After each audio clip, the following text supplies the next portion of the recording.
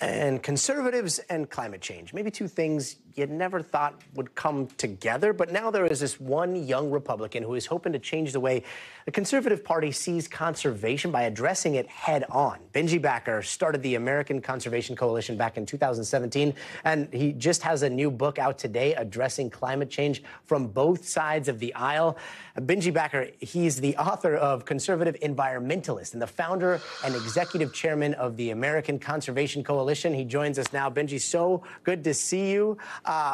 So let's start with the what are they getting wrong game first. Starting with conservatives. When it comes to climate change, what do you see conservatives just off the mark here?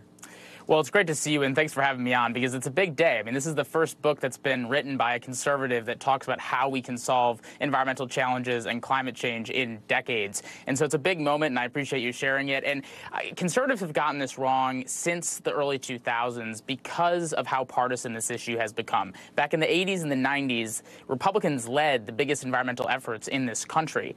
But because when Al Gore took this on as an issue that he ran on in 2004, it automatically became branded as a liberal issue. And instead of coming up with our own alternatives as conservatives, we went the other way and started denying the issue existed. I visited the heart of where people are skeptical of climate change in a place of Midland, Texas, when I was writing this book. And I got to understand firsthand why people are so scared and even denying that climate change exists. They're scared that the solutions are going to come to their communities, take their livelihoods away, and leave them behind. But if they feel like they can be part of the solution, they're all in. And I think that that's really what's been missing from the right, is that because they haven't pursued their own solutions, they actually have been left behind, and it's kind of been this negative feedback loop.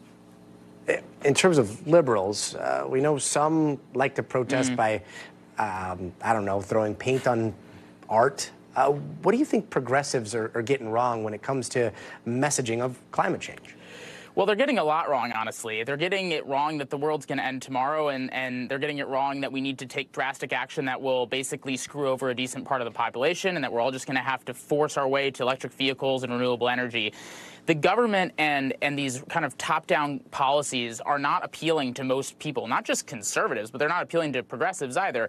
And when you have people blocking traffic and throwing stupid paintings, it doesn't come across as solutions-oriented. It just comes across as alarming and destructive. The environment needs to be about the environment, and each part of this country has a different environment and a different community, oriented mindset that we have to tap into. It's not going to be this kind of globalist, DC-led effort, and when progressives make it like that, they turn off a whole host of people that need to be a part of the dialogue. Again, this issue was not polarizing like it is today. People are sick of that, and we need to be looking at the solutions that are willing to help people's lives and boost their pocketbooks and increase their quality of life, but also support the environment. And unfortunately, that message has not come from the left side of the aisle.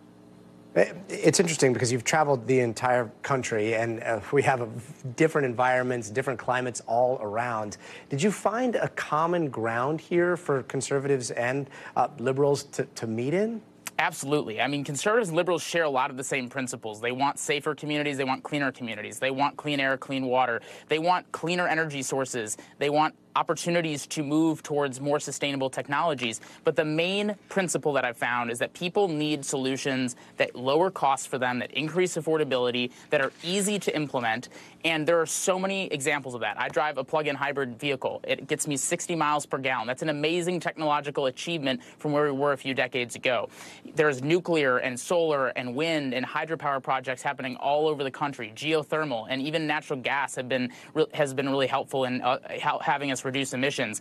But again, people want energy that's reliable, affordable, and cheap. It has to work for people's lives. That's the solutions that people want. And it doesn't matter if conservatives are pushing for it or liberals are pushing for it. That's what people want. And with this book, I'm hoping to chart a new course for the environmental movement that returns us to the days where we're actually finding solutions on this critical issue that we truly all share equally. And one thing you've mastered, just knowing you and knowing your work, is the ability to talk to the different perspectives that are coming to this. Yeah. So what's your advice to a liberal who wants to talk to a conservative about this? And then what's your advice to a conservative who is talking to a liberal about climate change?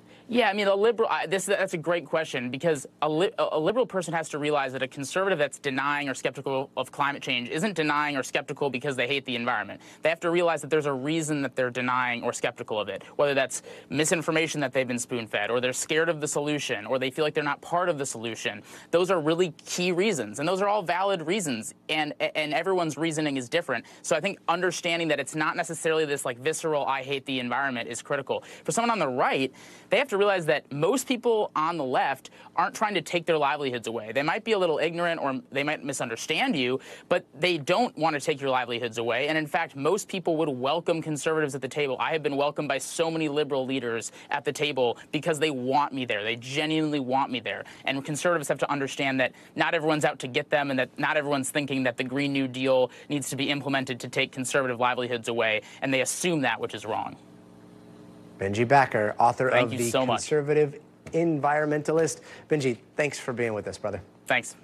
Thanks for watching. Stay updated about breaking news and top stories on the NBC News app, or follow us on social media.